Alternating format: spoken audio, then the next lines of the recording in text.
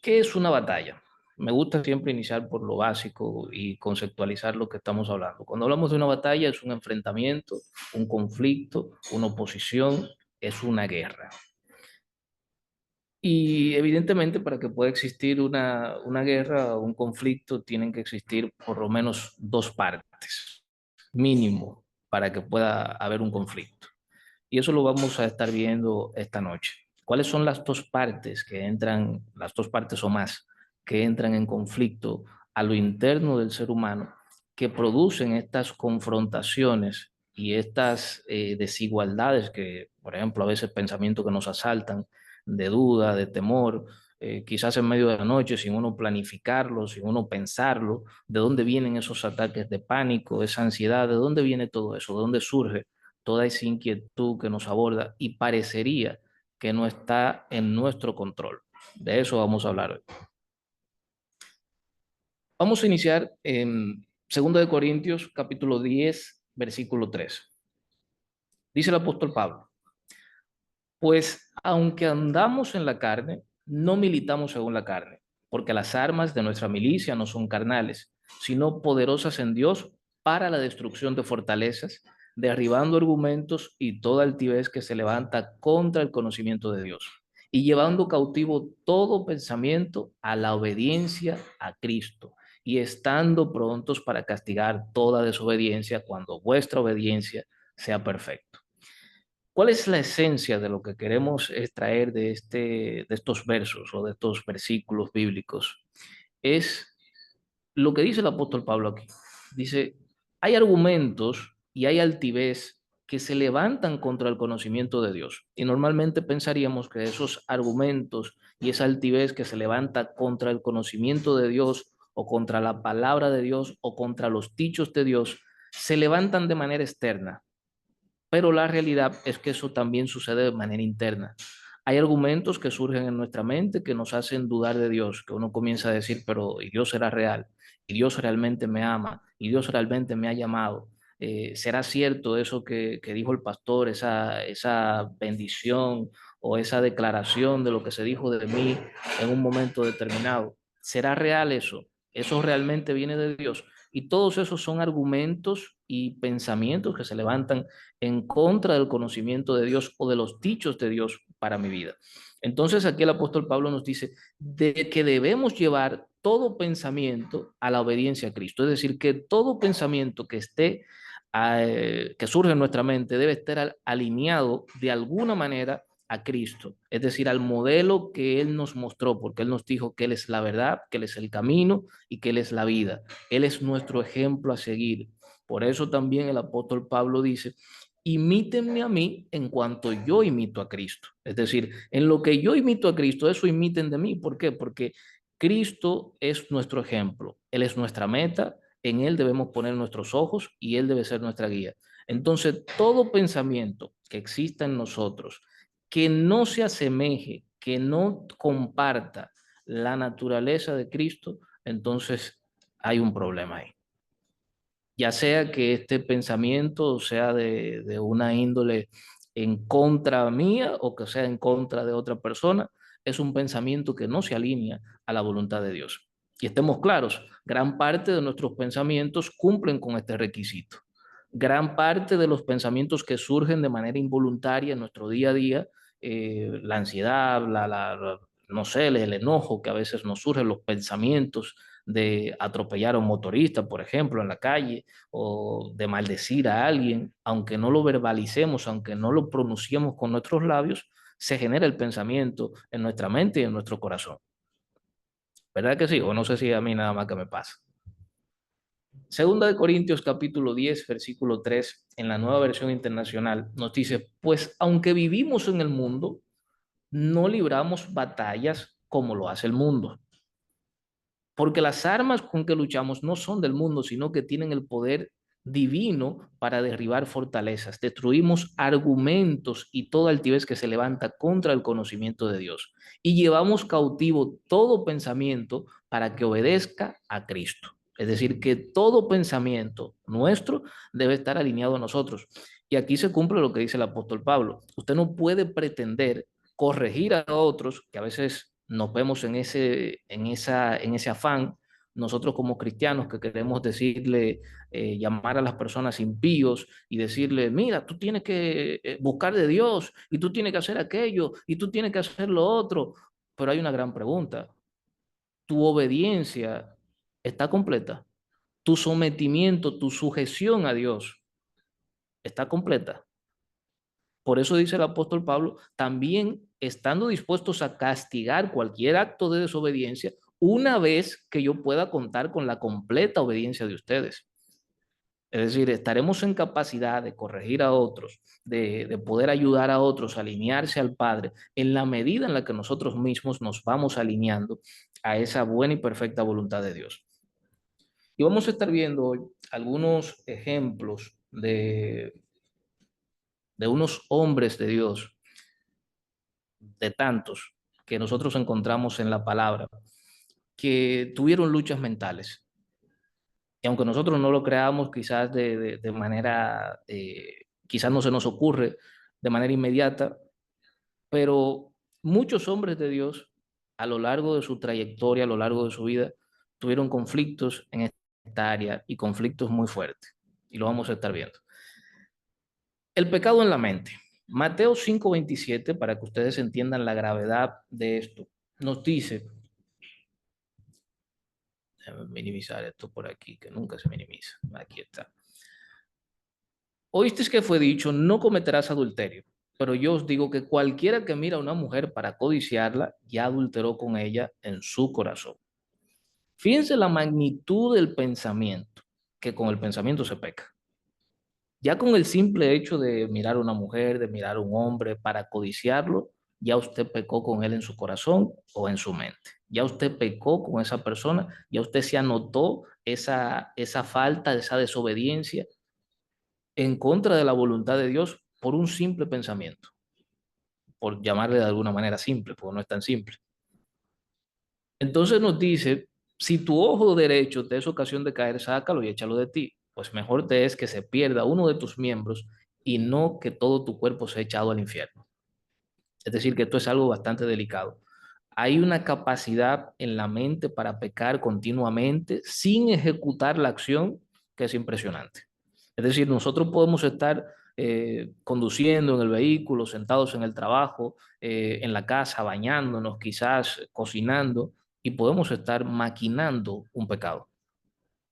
Y no lo contabilizamos nosotros porque somos ligeros para con nosotros mismos, somos condescendientes, pero la palabra es clara cuando nos dice que ya estamos pecando, ya estamos cometiendo por el hecho de tener la intención, de existir la intencionalidad, porque probablemente ese pensamiento no se ejecuta porque no se han dado las condiciones para que eso suceda. Pero el deseo está en mi corazón. Y el día que se den esas condiciones, el día que esa mujer o ese hombre de codicio y se den las condiciones adecuadas, eso que está en mi pensamiento, eso que está en mi mente, yo lo puedo ejecutar, porque ya está la intención en mi corazón. Entonces, vamos a iniciar hablando, como les dije, de algunos hombres de Dios que tuvieron batallas fuertes en temas de la mente. Por ejemplo, Moisés era un líder que tenía muchas dudas. Dice Éxodo capítulo 3, versículo 11, que Moisés le respondió a Dios, ¿quién soy yo para que vaya Faraón y saque de Egipto a los hijos de Israel? Y Dios le respondió, ve, porque yo estaré contigo y te será por señal de que yo te he enviado cuando hayas sacado de Egipto al pueblo. Serviréis a Dios sobre este monte. Dijo Moisés a Dios, he aquí que llego yo a los hijos de Israel y les digo, el Dios de vuestro padre me ha enviado a vosotros. O sea, lo que Moisés estaba diciendo, en pocas palabras, es, estaba cuestionando a Dios, como ustedes sabrán desde un principio. Moisés puso excusas que estaban reflejando su propia ignorancia acerca de la forma en la que Dios lo veía a él y de la capacidad que Dios había depositado en Moisés. Moisés entendía que como él tenía problemas del habla, él no podía dirigirse bien al pueblo, él no podía dirigir al pueblo. Él no podía ser el libertador porque él tenía problemas para comunicarse de la manera que él entendía que era efectiva. Entonces, a lo largo de la historia de Moisés, nosotros vemos cómo Moisés tenía luchas mentales con esta parte de las dudas, porque aquí él le dice al Señor, después de haber visto a Dios hablarle a través de una zarza, imagínense lo impresionante que debió haber sido eso en aquellos tiempos. Que Dios te habla hasta desde una mata de sábila debe ser impresionante, no importa el tipo de planta que sea, lo impresionante que Dios te está hablando a través de una señal visible, de algo que tú no puedes cuestionar ni que no puedes poner en duda. Y a pesar de esto, Moisés le dice, pero ¿y quién soy yo para que yo vaya a Faraón y saque de Egipto a los hijos de Israel? Claro, entendemos la posición humana de Moisés. Cualquiera de nosotros estaría cuestionándose así. ¿Cómo voy a liberar al pueblo? ¿Cómo lo voy a hacer? ¿Quién soy yo? ¿Con qué autoridad yo voy a hacer eso? Y Moisés le dice al Señor, entonces dime, yo voy a llegar al pueblo de Israel y les voy a decir, el Dios de ustedes, el Dios de sus antepasados, el Dios de sus padres, me ha enviado a sacarlos de Egipto. Ellos no me van a hacer caso. En pocas palabras era lo que Moisés estaba diciendo. Y es ahí cuando el Señor le dice, el gran yo soy, dile que yo soy, te ha enviado. Entonces, ¿qué refleja esto? Que Moisés tenía luchas mentales, lo vemos cuando sucedía la parte del milagro del agua en la roca, que Dios primero le dice, golpea la roca, pero luego cuando Moisés le toca el momento otra vez de que se presente una situación similar, el Señor le dice, háblale a la roca, pero Moisés en su temperamento, en sus luchas mentales, vuelvo y repito, lo que hizo fue volver a golpear la roca. Y esas luchas le costaron a Moisés no ver la tierra prometida, es decir, no entrar a la tierra prometida, sino verla desde lejos. Porque también sabemos que él rompió las primeras tablas y eso es parte de esas luchas mentales que tenía Moisés. Elías era un profeta con miedo.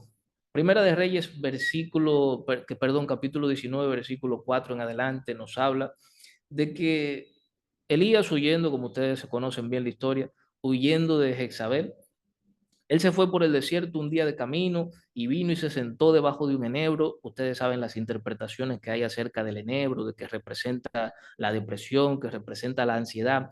Y literalmente aquí nos deja claro esto, porque dice que él deseaba morirse, estaba deseando morirse. Y le dice, basta ya, oh Jehová, quítame la vida. No sé cómo le llamarán eso en otros lugares, pero él lo que estaba pidiendo era suicidio. Él lo que quizás no tenía el coraje para hacerlo él mismo, pero en su foro interno era lo que él quería. Él no quería seguir vivo.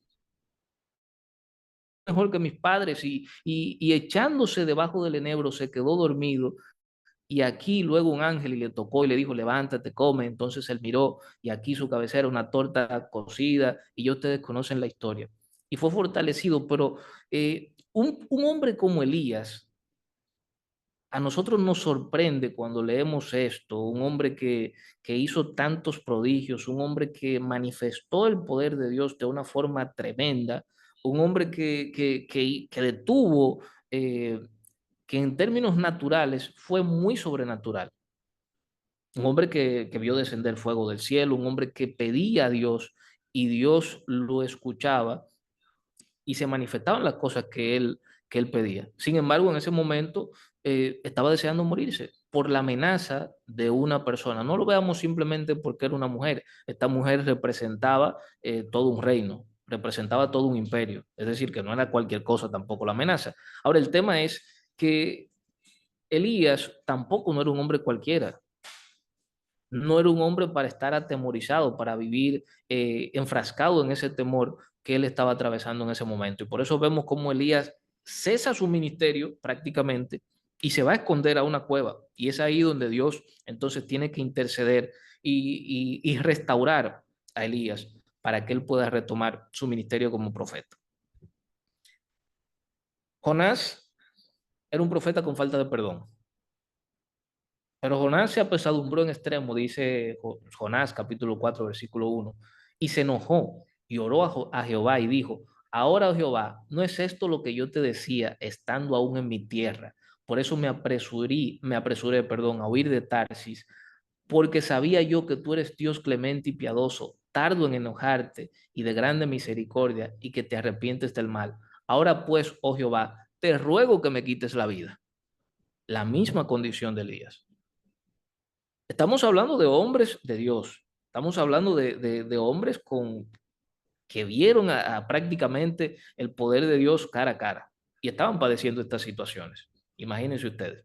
Entonces, con la historia de Jonás hay mucha controversia de por qué eran las razones que él tenía para tener resistencia para ir a Nínive, pero algunos historiadores, como Flavio Josefo, indican que lo que sucedía con Jonás era que él tenía un rencor porque las personas de Nínive eran básicamente unos carniceros violentos que despellajaban a las personas y que parte de su familia o de sus allegados fueron afectados, es decir, fueron muertos a manos de las personas de Nínive, y que por esto Jonás no quería que Dios perdonara a las personas de Nínive, sino que los castigara y los destruyera.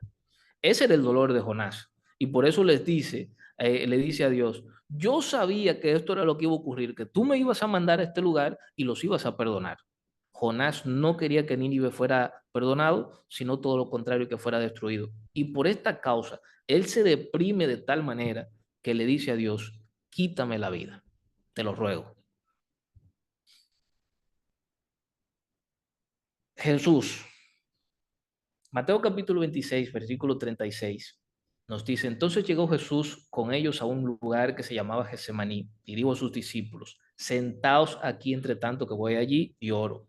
Y tomando a Pedro y a los hijos de Zebedeo, comenzó a entristecerse y a angustiarse en gran manera. Entonces Jesús le dijo, mi alma está muy triste hasta la muerte. Quédense aquí y velen conmigo. Yéndose un poco delante, se postró sobre su rostro, orando, diciendo, Padre mío, si es posible, pasa de mí esta copa, pero que no sea como yo quiero, sino como tú. Jesús estaba entristecido. Hay algunas versiones que dicen que le dolía hasta el alma. Entonces, la tristeza nos puede visitar a todos alguna vez, de alguna manera, por algo que estemos viviendo, por algo que esté aconteciendo en nuestra vida, ya sea por una situación personal, ya sea por una situación externa, pero todo esto le puede pasar a cualquiera. Si le ocurrió a Jesús, imagínense lo que puede ocurrir en nuestras vidas. Judas. Judas, no voy a hacer defensa de Judas, pero Judas tenía un conflicto interno fuerte. Es decir, Judas entendía que él estaba haciendo algo bueno, algo beneficioso para el ministerio de Jesús en términos humanos. Porque nos dice la palabra en Mateo 27, versículo 3, que Judas había entregado y viendo que era condenado, devolvió arrepentido las 30 piezas de plata a los principales sacerdotes y a los ancianos, diciendo, yo he pecado entregando sangre inocente. Es decir, el pensamiento de Judas no era que a Jesús lo mataran. El pensamiento de Judas, de una manera maquiavélica tal vez, era obtener ese dinero y él entendía que como Jesús era inocente, no le iba a pasar nada, no le iba a ocurrir nada. Pero él no sabía que estaba sirviendo básicamente a los propósitos del enemigo. Entonces, arrojando las piezas de plata en el templo, salió y fue y se ahorcó. Ahí vemos también un conflicto interno, porque si él quería sus monedas, es decir, si él estaba tan claro, estaba tan decidido a vender a Cristo, ¿por qué entonces al final opta por esta opción? Porque tenía una lucha mental, había un conflicto en él. El apóstol Pablo, 2 Corintios capítulo 1, versículo 8. Porque hermanos, no queremos que ignoréis acerca de nuestra tribulación que nos sobrevino en Asia, pues fuimos abrumados sobremanera más allá de nuestras fuerzas, de tal modo que aún perdimos la esperanza de conservar la vida. Pero tuvimos en nosotros mismos sentencia de muerte para que no confiásemos en nosotros mismos, sino en Dios, que resucita a los muertos, el cual nos libró y nos libra, en quien esperamos que aún nos librará de tan grande muerte, cooperando también vosotros a favor nuestro con la oración. Fíjense, el gran apóstol Pablo, entre todas sus vicisitudes, atravesó muchas cosas, Pablo, debemos estar claros en eso. Pero entre todas sus cosas, cárcel, naufragio, debates, acusaciones, defensa ministerial, llegó un momento donde él mismo dice que fue tanto que lo abrumaron, fue tanto el ataque, fue tanto la persecución, que él se sintió superado en gran manera, que él perdió la esperanza de conservar la vida. Es decir, él perdió la esperanza de que Dios lo librara de esa sentencia de muerte. Y dice, pero nosotros mismos tuvimos sentencia de muerte para que no confiásemos en nosotros mismos, sino en Dios. En un momento desesperanzado, perdió toda esperanza de conservar su vida. Y esto, evidentemente, es una lucha mental. Entonces, ¿qué es la mente? La mente o la psiquis es el conjunto de facultades cognitivas, volitivas, que dotan al ser humano de la capacidad para interpretar, interactuar y responder al entorno. La mente se divide en dos partes. Ustedes recordarán cuando hablábamos de la naturaleza carnal, que hablábamos de esa lucha que existe entre el espíritu y la carne, de esa dualidad que hay en el ser humano, y esa misma dualidad se manifiesta también en la mente. ¿Por qué? Porque hay una parte consciente y hay una parte inconsciente que usted normalmente no maneja. Esa mente consciente se refiere a los pensamientos y percepciones de lo que somos directamente conscientes. Sin embargo, el inconsciente abarca un amplio rango de procesos mentales y emociones que no son directamente accesibles a nuestra conciencia. Es decir, usted no sabe lo que está ocurriendo en su inconsciente. Su inconsciente está operando de manera automática, constante, por eso cuando vienen pensamientos son involuntarios. Y esos pensamientos involuntarios, esos miedos que te asaltan en la noche, que de repente tú dices, pero no está pasando nada, pero me dio taquicardia y no sé qué es lo que voy a hacer, y el corazón se te acelera y tú dices, me está dando un ataque de pánico, eso viene del inconsciente. La mente consciente dice, pero no está pasando nada, pero el inconsciente dice, sí, está pasando de todo. Entonces, la mente consciente maneja lo que es la percepción, los pensamientos, el razonamiento lógico. Cuando hablamos de percepción, es los cinco sentidos. Es decir, eso va mucho más allá, pero para que ustedes puedan entender, todo lo que se refiere a percepción, estamos hablando de los sentidos, lo que usted ve, lo que usted huele, lo que usted oye. Eso se maneja en la parte consciente. Los pensamientos, esos procesos mentales que permiten a la persona desarrollar ideas, los recuerdos y creencias que están conectados y relacionados a estos elementos, están manejados en principio por la parte consciente. También está el razonamiento lógico, esa facultad mental que nos permite pensar de manera lógica y organizada. El inconsciente no es lógico. Es decir, todo puede estar bien en tu vida, todo puede estar genial, tú puedes estar en el mejor de los estados y si el inconsciente dice aquí todo está mal, por eso usted ve gente rica, deprimida, usted ve gente que no le hace falta nada con depresión, con ansiedad, con ataque de pánico, y es porque la parte inconsciente no es lógica, la parte consciente sí. Por eso, cuando vienen estos ataques que bombardean a la parte consciente, usted dice, pero ¿y de dónde vino este pensamiento? Yo arranco a pensar en el trabajo, de que me van a cancelar, de que si yo hice esto mal, de que si no me va a ir bien mañana, de que si cuando yo estaba hablando con el pastor quizás le dije una palabra incorrecta, quizás lo ofendí, quizás se sintió mal, es que no me toman en cuenta, es que esto, es que es aquello. Todo eso proviene del inconsciente, porque la parte consciente lo único que maneja son estos tres elementos que son bastante amplios, pero son estos tres elementos. Entonces, la mente inconsciente maneja, por otra parte, las funciones vitales. Eso se refiere a la respiración, el ritmo de su corazón, la fuerza con la que va a palpitar su corazón, eh, las enzimas que se segregan en el hígado, por ejemplo, las hormonas que segrega no recuerdo cómo se llaman, las glándulas suprarrenales, etcétera, etcétera. Todo eso que usted no sabe ni siquiera que está ocurriendo, por ejemplo, cuando usted come, usted no sabe, cuando usted no piensa en llenar su estómago de ácido para que esa comida pueda ser digerida, usted no piensa en ese tracto digestivo ni nada de eso, usted, eso pasa de manera automática, pero todo eso lo gobierna y lo rige la parte inconsciente. Por eso cuando estamos padeciendo de algún tipo de batalla mental, a algunos les pasará, hay personas que, perdónenme lo sensible, le da diarrea. Hay otros que le duele el estómago.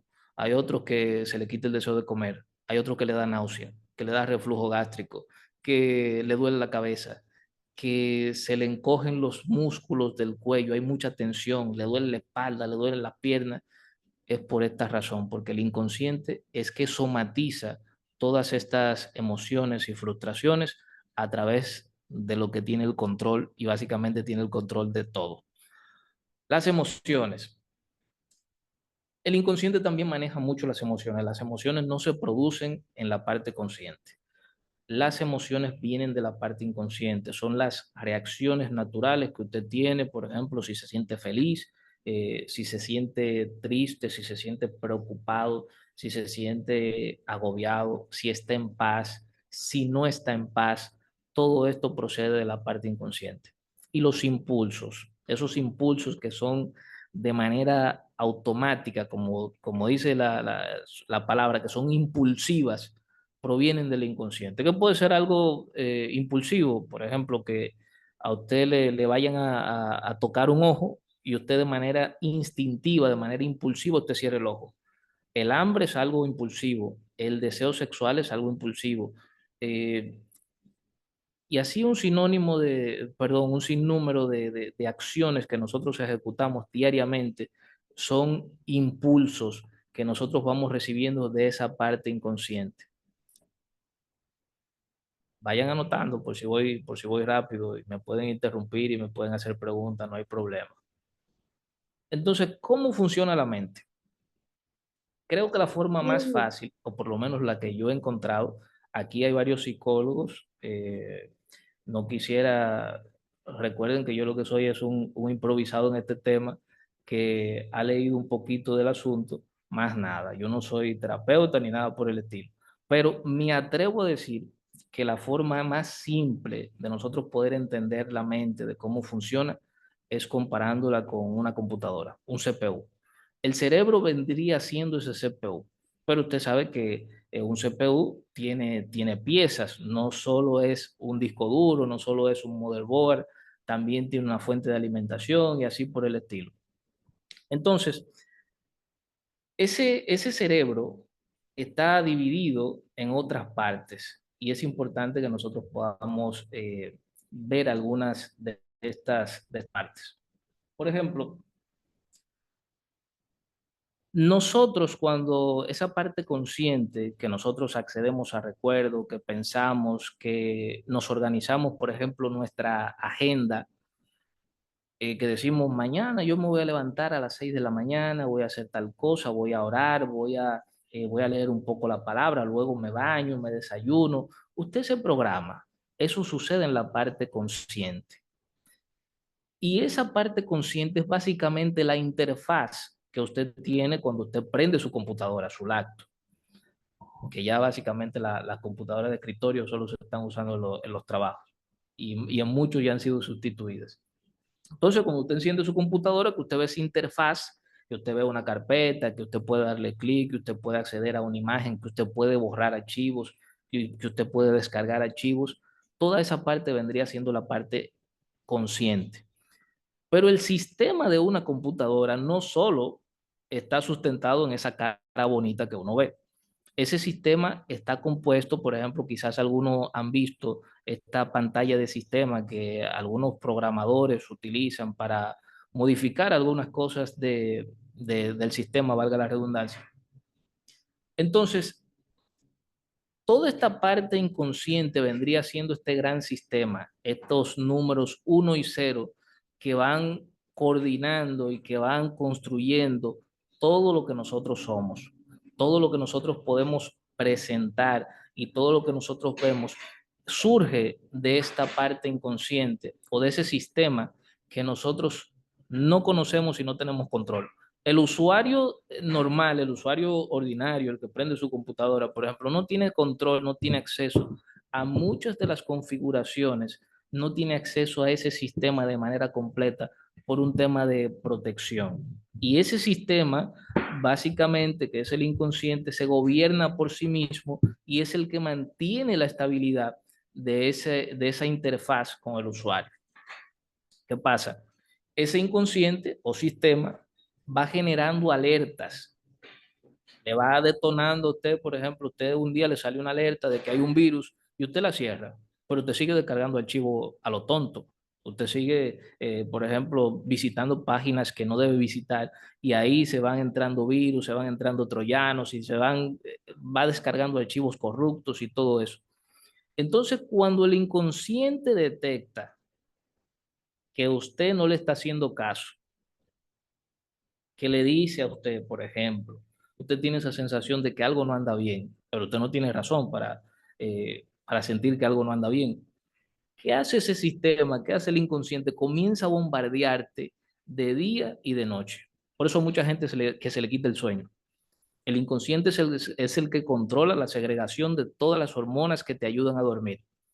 Y el inconsciente, entonces, como tiene la capacidad de suprimir esas hormonas, te dice, no, aquí hay un problema y te manda una alerta. Aquí hay un error, aquí no se puede dormir porque tenemos un problema. Y tú tienes que atender ese problema. Pero tú sigues dándole a cerrar como un usuario. Tú dices, no está pasando nada. Y Dios, que aquí no está pasando nada. Y tú sigues de nuevo, sigues, pero el inconsciente te está bombardeando y te está diciendo, aquí hay un problema. Y eso en la medida en la que se va prolongando, se va agravando. No sé si usted ha escuchado de personas, y nada más soy yo que me he enterado de eso, que hoy en día hay mucha gente que no está durmiendo bien, mucha gente, que no concilian el sueño, que se despiertan por las noches y dicen, yo me despierto 3 y 4 veces en la noche, no puedo dormir. ¿Y por qué no puedo dormir? No, se me quita el sueño. El inconsciente está alterando a esa persona y está alterando los ritmos de esa persona para que atienda algo que él entiende que es de vital importancia. Porque recordemos, como les decía al principio, que el inconsciente no es lógico.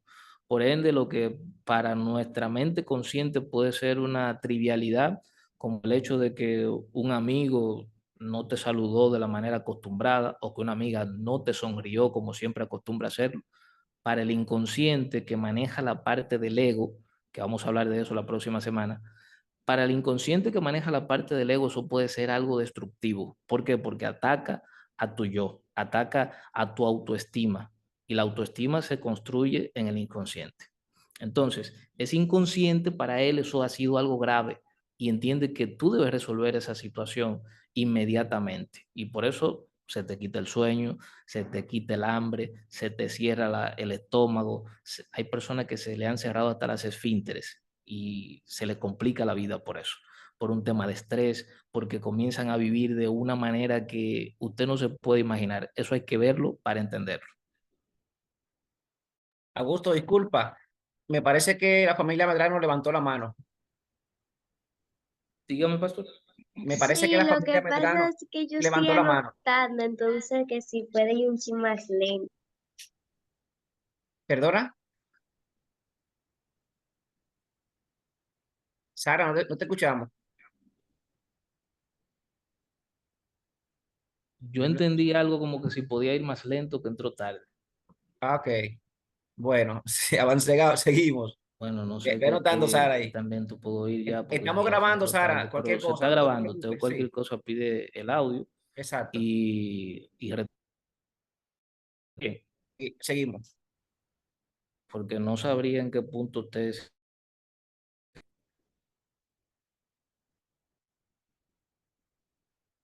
Bueno, continúo. Entonces, la mente de Cristo, ¿a qué nos llama la palabra de Dios? Ya hemos entendido que hay un problema de dualidad en nosotros, de descontrol entre la mente consciente. Hay una lucha, así como hay una lucha entre el espíritu y la carne, hay una lucha entre la mente consciente y la mente inconsciente constantemente. El inconsciente te va a bombardear con muchas cosas. Quizás en el caso de, hay personas que luchan con el tema de la lujuria. Ven a una, no sé, a una persona X en la calle y ese inconsciente se queda con esa imagen. Y en la noche te suelta un sueño de esos picarosos. Y tú dices, wow, me soñé con esa persona. ¿Qué será? El inconsciente. Así que esa es una lucha que no se acaba y que es difícil que se pueda, que usted la pueda controlar de manera, eso no lo controla la pastilla, no lo controla ninguna fuerza humana. Eso solo lo controla Dios. Y Primera de Corintios, capítulo 2 versículo 14 nos dice, pero el hombre natural no percibe las cosas que son del Espíritu de Dios, porque para él son locura y no las puede entender, porque se han de discernir espiritualmente. En cambio, el espiritual juzga todas las cosas, pero él no juzga de nadie, pero él no es juzgado de nadie, porque ¿quién conoció la mente del Señor? ¿Quién le instruirá? Mas nosotros tenemos la mente de Cristo. Eso tiene un contexto que muy poco tiene que ver con esto que estamos hablando, pero hace un énfasis en algo que nosotros deberíamos prestarle mucha importancia y me parece, si no me falla la memoria, de que en otros estudios hemos abordado esta parte de la mente de Cristo. Cada uno de nosotros debe entender que a través del Espíritu Santo Dios nos ha dado un espíritu de poder, de amor y de dominio propio. Yo creo que esto yo lo menciono en todos los estudios, porque es una de las herramientas, es una de las armas más poderosas que nosotros tenemos como personas. Usted puede ir a terapia, usted puede tomarse 200 pastillas, pero si esto no comienza a suceder en su vida, si usted no comienza a alinearse a Cristo, si usted no comienza a someter sus pensamientos a Cristo, si usted no comienza a construir en usted la mentalidad de Cristo, ¿cuál era la mentalidad de Cristo? Estoy sometido al Padre. Fíjense cómo en ese momento que citamos en el Getsemaní, Jesús estaba entristecido. Quiero que me maten, yo no quiero vivir esto, no quiero atravesarlo, no me gusta, no quiero, estoy entristecido, hasta el alma me duele. Hay algunos que dicen que hasta sudó sangre, no lo pongo en duda, porque otros dicen que es una comparación y que dice que las gotas de sudor eran como gotas de sangre, es decir, en el sentido de lo espesa que eran. Pero independientemente de si era sangre o no, que no lo dudo, vuelvo y repito, porque una persona cuando está sometido a una situación de estrés tan grande, puede pasar eso en el cuerpo y más. Puede pasar eso y lo que usted no se imagina. Cuando uno está sometido a una situación de estrés a tal punto, a tal grado, que usted se siente que lo están aplastando, que lo están oprimiendo, la mente es capaz de hacer cualquier cosa con el cuerpo.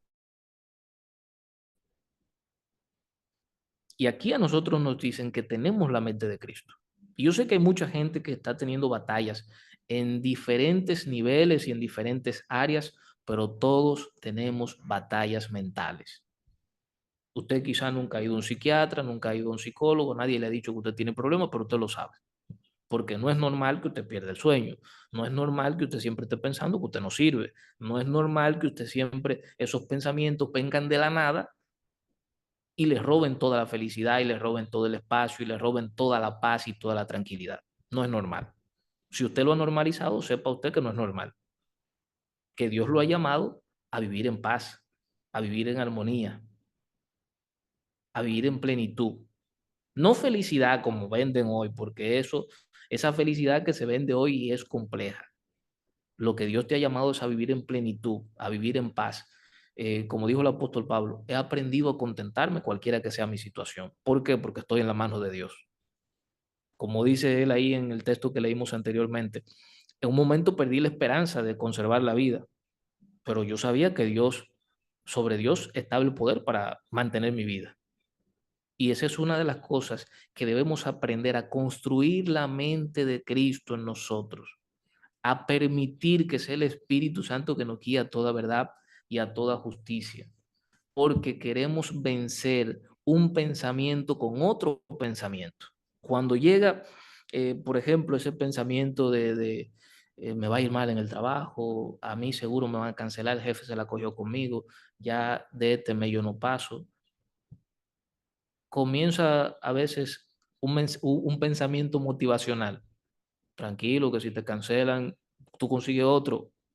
No, no, esa no debe ser la mentalidad de un creyente, por lo menos. La mentalidad debería ser que sea la voluntad de Dios y poder entrar en ese nivel de paz, aprendiendo a adorar a Dios, cualquiera que sea su situación, aprendiendo a estar en paz con su realidad, independientemente de si le gusta o no le gusta, porque en definitiva la palabra nos dice que en este mundo vamos a tener situaciones, vamos a tener tribulaciones. Situaciones se nos van a presentar hoy, mañana y siempre hasta que usted esté vivo. Ahora, la diferencia va a ser con la mentalidad, con el espíritu con lo que usted enfrente esas situaciones. Llegó la enfermedad, me aferro a Cristo.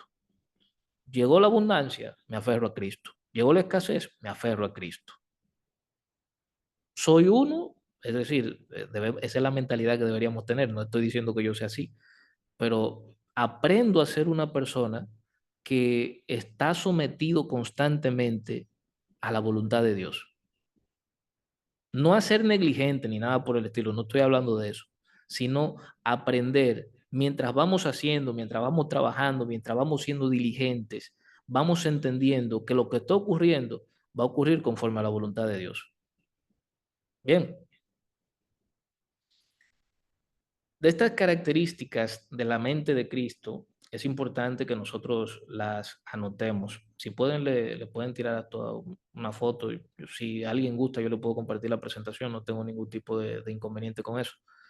Pero esto yo quiero que ustedes se lo graben en su mente, que se les quede.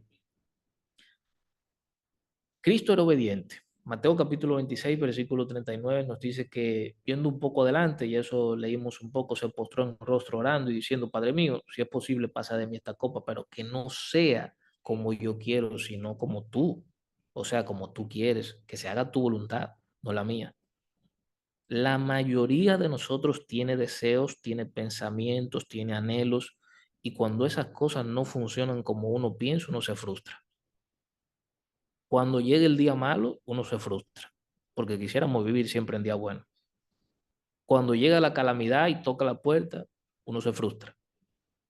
No se siente mal y comienza a haber una batalla mental y comienza, parece que desde el inconsciente están los amigos de Job y comienzan a bombardear tu pensamiento. Esto te lo ganaste. Esto fue un pecado que tú cometiste. Seguro, eso fue porque no ofrendaste. Y comienza la mente a trabajar en ti y comienza a destruirte de manera paulatina. La mente de Cristo tiene un pensamiento superior. Mateo capítulo 16, versículo 23 nos dice, pero él volviéndose dijo a Pedro, quítate delante de mí, Satanás, que eres tropiezo, porque no pones la mirada en las cosas de Dios, sino en las de los hombres. ¿Cuán? Diga, pastor. Pensé que me había hablado. Entonces, ¿cuántas cosas del mundo, de nuestra naturalidad, de nuestra vida cotidiana, nos roban la paz? ¿En cuántas cosas nosotros hemos puesto nuestra mirada, le hemos confiado nuestra tranquilidad? ¿A cuántas de esas cosas? Si la cuenta de banco está en cero, no hay paz.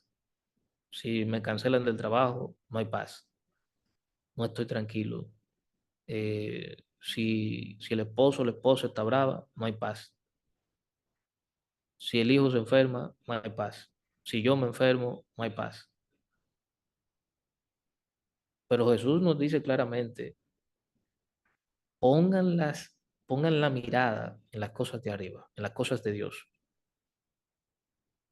Pongan su mirada en Cristo Jesús. Por eso nos dice la palabra, pon tu mirada en el autor y consumador de la fe.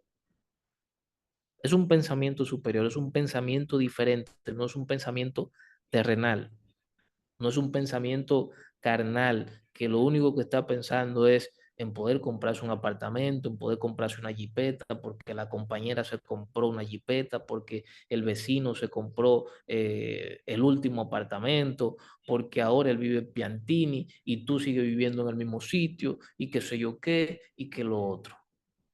Muchos me van a decir que eso no pasa, pero pasa. Y sobre todas las cosas es una mente libre de arrogancia. Mateo capítulo 20, versículo 26. Mas entre vosotros no será así, sino que el que quiera hacerse grande entre vosotros será vuestro servidor. Aprendamos a tener mentalidad de servicio, de siervos, de humildes, si puede aplicarse la palabra.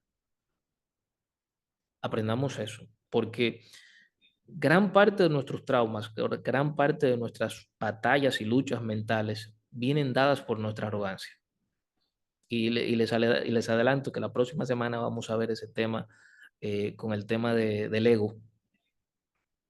Vamos a ver cómo nuestra propia construcción, nuestra propia mentalidad, nuestra propia percepción, que nos hace creer muchas veces que somos superiores a las demás personas, aunque no lo digamos, aunque no lo expresemos, pero lo creemos en nuestro foro interno, en nuestra mentalidad, la mayoría de las personas son hipócritas. ¿Por qué? Porque se relacionan con personas que no se quieren relacionar, en el trabajo le sonríen a una amiga que no quieren ser amiga de ella o de él, y mantienen relaciones que no quieren mantener. ¿Pero por qué lo hacen? Porque necesitan mantener una imagen de arrogancia. Detrás de todas esas cosas, detrás de todas esos pensamientos y esos estilos y actitudes, hay arrogancia.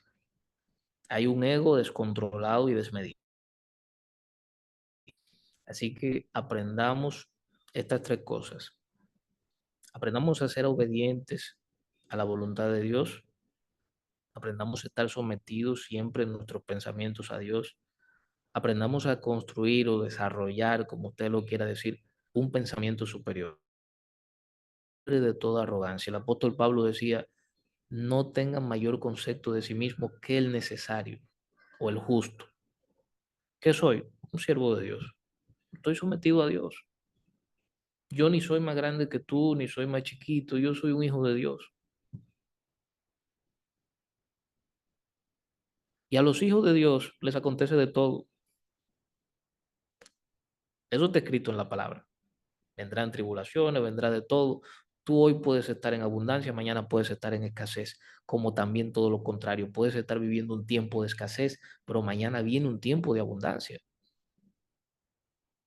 Pero cuando nosotros tenemos una mente arrogante, cuando tenemos un pensamiento, una actitud, hemos construido una autoestima desde la arrogancia, el día en el que no podemos mantener el estilo de vida que queremos proyectar, a veces el dolor no es tanto perder el trabajo, a veces el dolor es perder el estilo de vida que me daba ese trabajo. ¿Y ahora cómo voy a pagar el carro? ¿Y ahora qué van a decir? Porque hemos construido una identidad que se basa en lo que nosotros tenemos y no en lo que somos. Pero nada, no me voy a detener mucho tiempo ahí.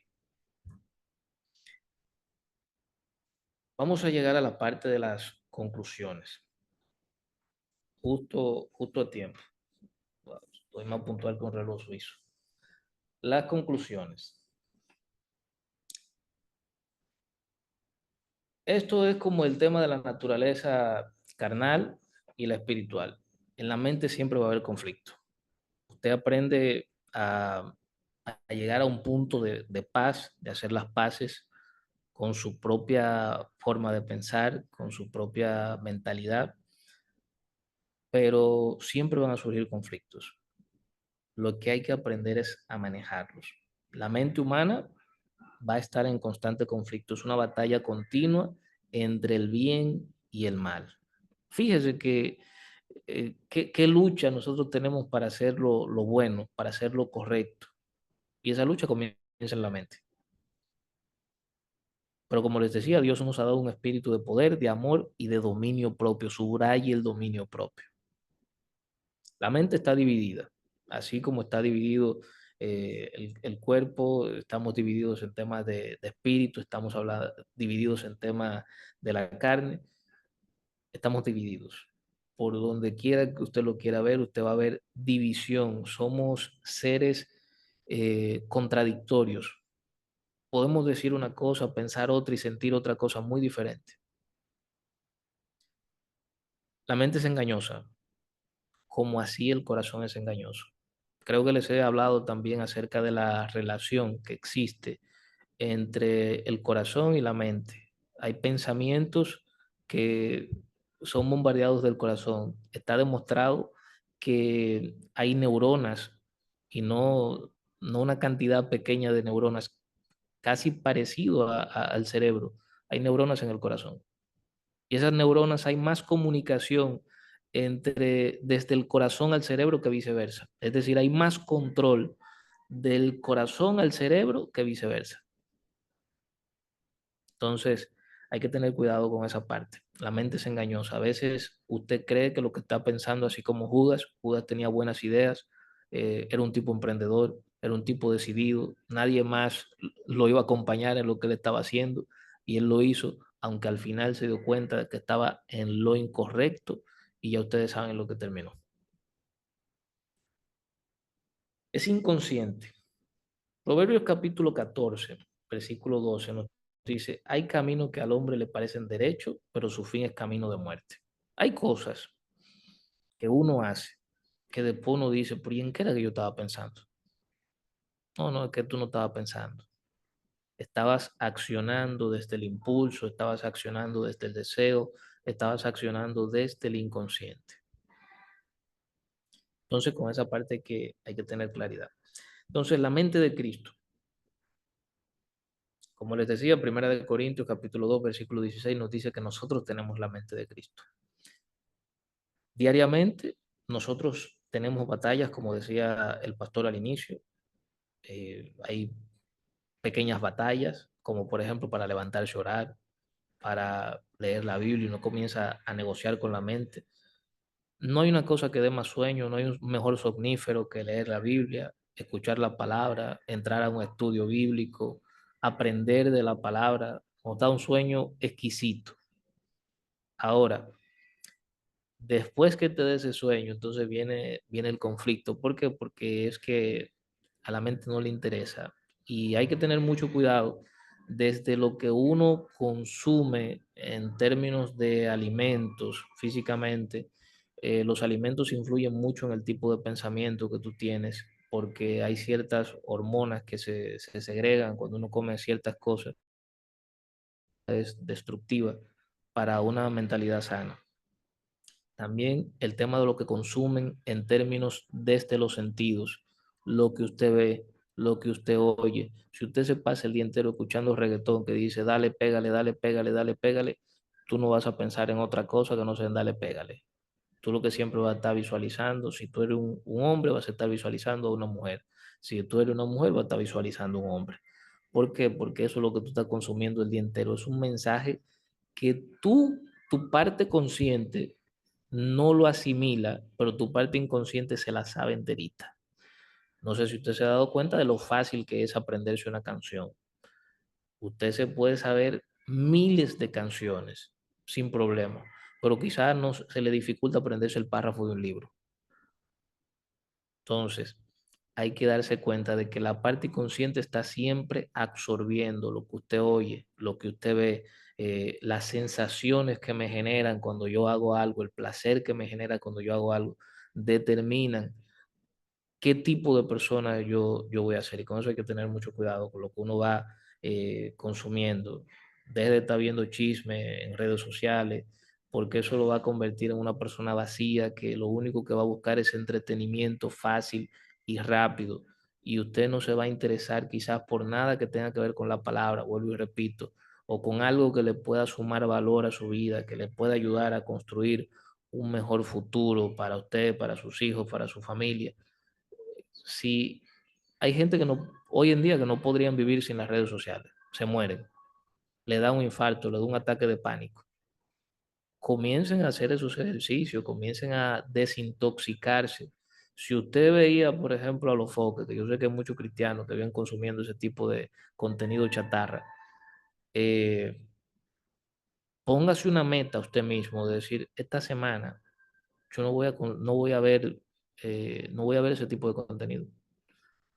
Si me gustaba ver esos chismes de la farándula y esas cosas y ese show mediático que siempre tienen, yo me propongo una meta, no lo voy a ver una semana y usted va a ver la lucha que le va a dar, pero poco a poco usted lo puede ir logrando, porque repito, Dios le ha dado a usted un espíritu de poder, de amor y de dominio propio.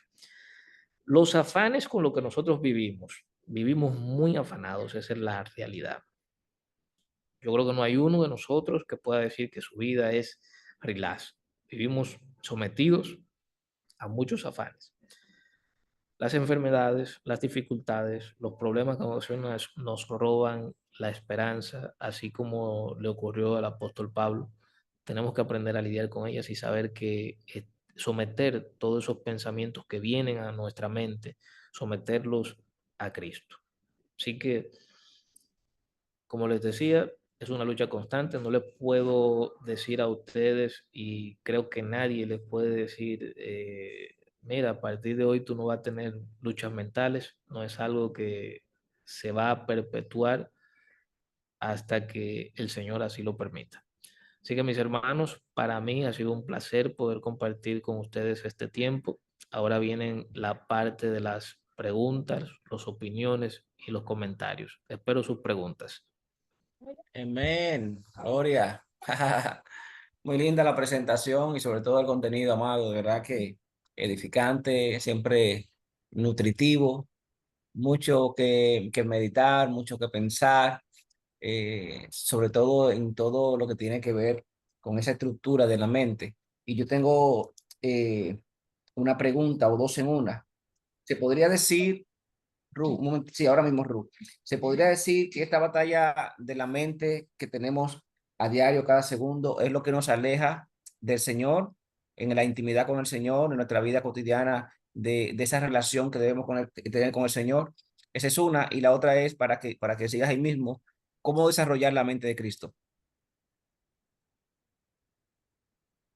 Amén. Excelente pregunta. Siempre pregunta de entrevista. El pastor hace. Son geniales.